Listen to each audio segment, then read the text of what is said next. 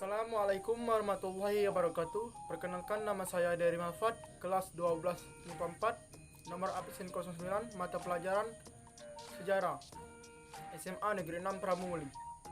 Baiklah, dalam video kali ini saya akan menjelaskan atau mempresentasikan materi tentang pemberontakan PKI di Madiun.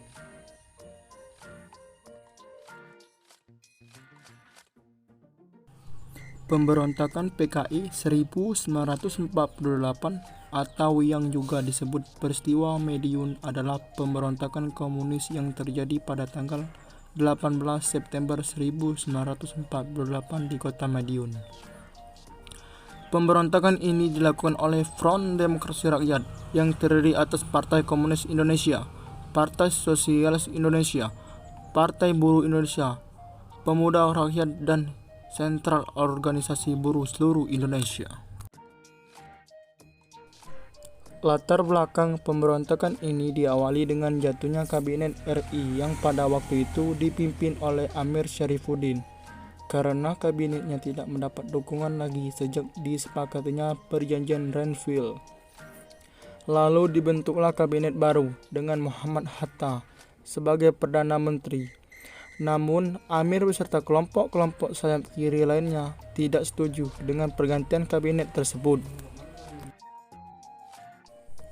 Tujuan dari pemberontakan yang dilakukan oleh PKI Madiun tahun 1948 yang dilakukan oleh Musso dan pasukannya adalah untuk terbentuknya pembentukan sebuah negara Republik Soviet Indonesia, yang dimana hal tersebut Indonesia akan menjadi pro-Soviet dan pro-komunis.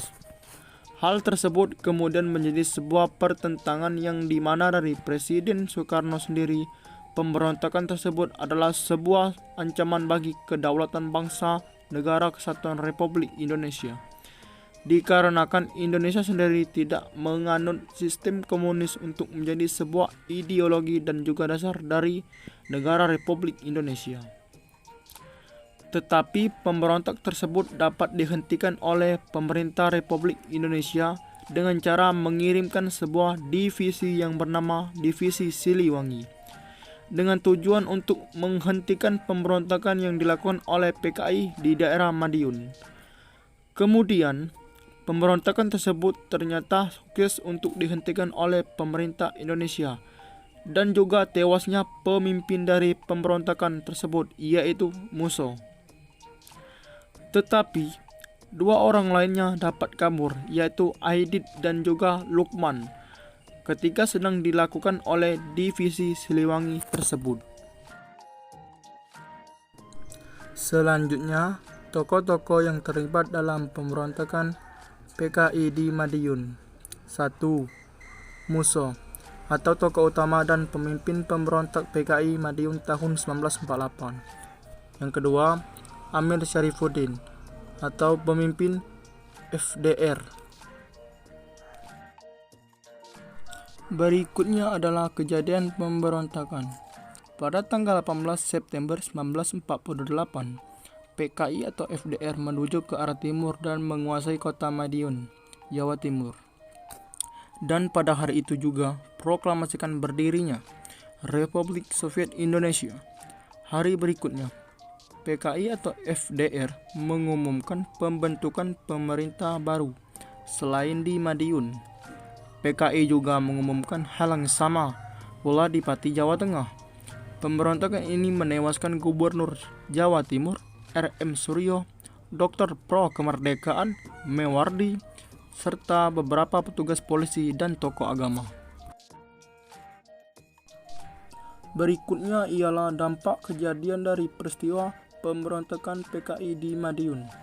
Yang pertama, banyak korban jiwa baik dari TNI maupun PKI. Dan yang kedua, gagalnya pembentukan negara komunis. Berikutnya adalah akhir dari pemberontakan PKI di Madiun. Untuk memulihkan keamanan secara menyeluruh di Madiun, pemerintah bertindak cepat. Provinsi Jawa Timur dijadikan daerah istimewa. Selanjutnya, Kolonel Sungkono diangkat sebagai gubernur militer. Operasi penumpasan dimulai pada tanggal 20 September 1948 dipimpin oleh Kolonel A.H. Nasution.